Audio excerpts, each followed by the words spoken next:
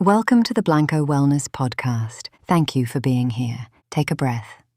And before we begin, just notice how rare this is. A few minutes with no task attached to them. When was the last time you sat alone with your own thoughts? No music, no podcast, no phone, no screen, nothing to consume or respond to, just you, and whatever is actually going on inside your own mind? For many people, the honest answer is, I am not sure.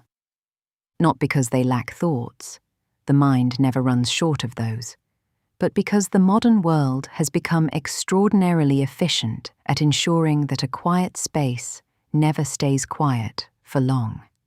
A few minutes in a queue becomes an occasion to check a phone. A walk becomes an opportunity for another episode.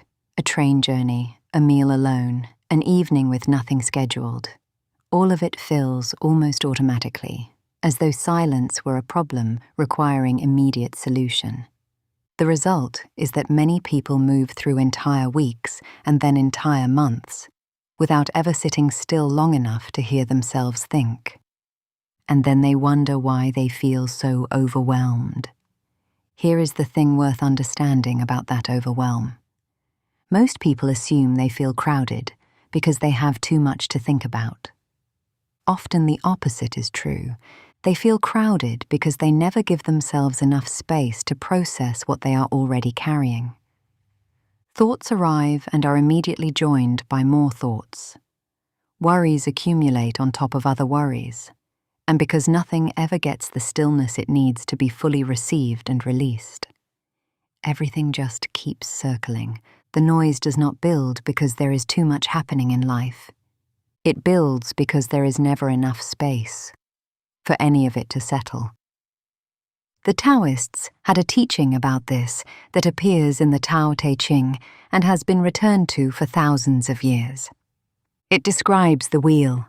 30 spokes meet at the hub, and the wheel functions because of the empty space at the center. A clay pot is shaped from earth and is useful because of the hollow space within it.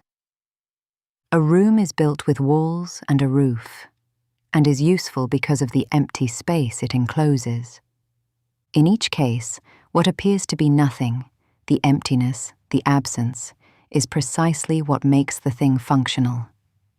Remove the hollow from the pot and it becomes a lump of clay.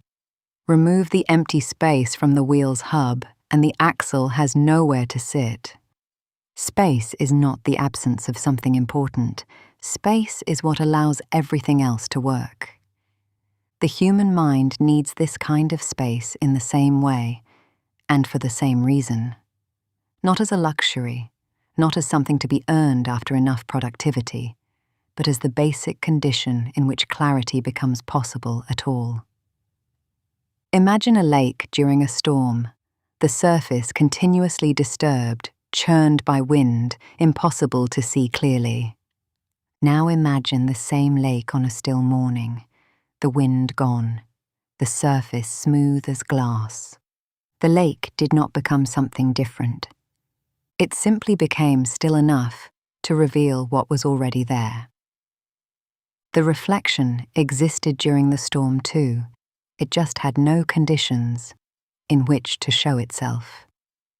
Most people are searching for exactly this kind of clarity, about what they want, about what is troubling them, about what direction they are trying to move in, and yet the conditions they create in their daily lives, the constant noise, the perpetual stimulation, the reflexive reach for distraction the moment any gap appears, are precisely the conditions that prevent clarity from surfacing. The answers they are looking for have not gone anywhere.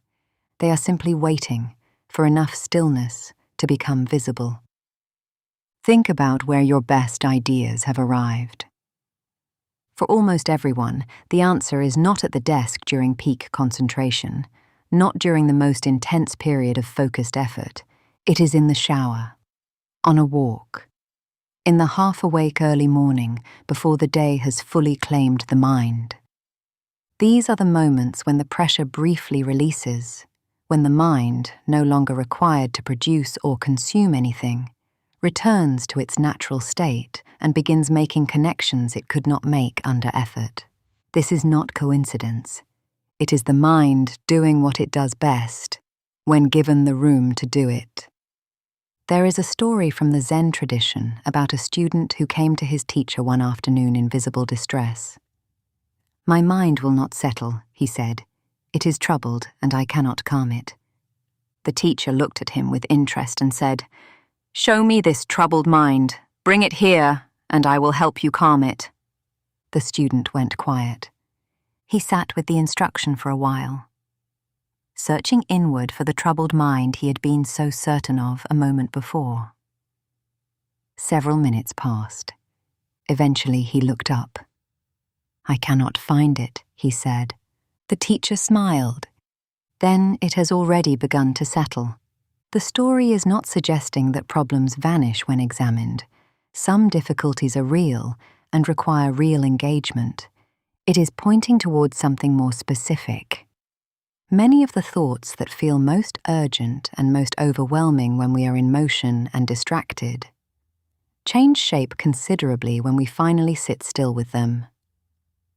The worry that felt enormous during a busy day often becomes more manageable, more specific, more addressable during 10 minutes of genuine quiet. Not because the worry was false, but because stillness allows us to see it as it actually is, rather than as the noise was amplifying it. Many people avoid silence for exactly this reason, not because they dislike quiet, but because they sense, accurately, that when the distractions stop, unresolved things will surface. Feelings that have been outrun, questions that have been postponed, a recognition about something in their life that they are not quite ready to sit with yet. This discomfort is real, and the instinct to avoid it is understandable. But it is worth distinguishing between discomfort that signals danger and discomfort that simply signals honesty.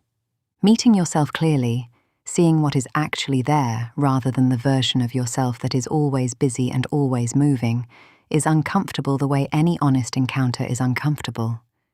It is also where almost everything genuinely useful begins. You do not need an hour for this. You do not need a special environment, a meditation cushion, or any particular technique.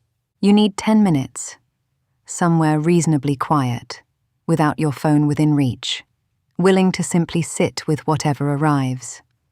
Not to solve anything, not to force insight or manufacture calm, just to create enough space that the surface of the lake can begin to still. What has been waiting beneath the noise to be heard? That is the question I want to leave you with today, not to answer right now, but to carry gently, because the answer has not gone anywhere. It has simply been waiting patiently for you to get quiet enough to receive it. Thank you for being here with me today. Until next time, be well.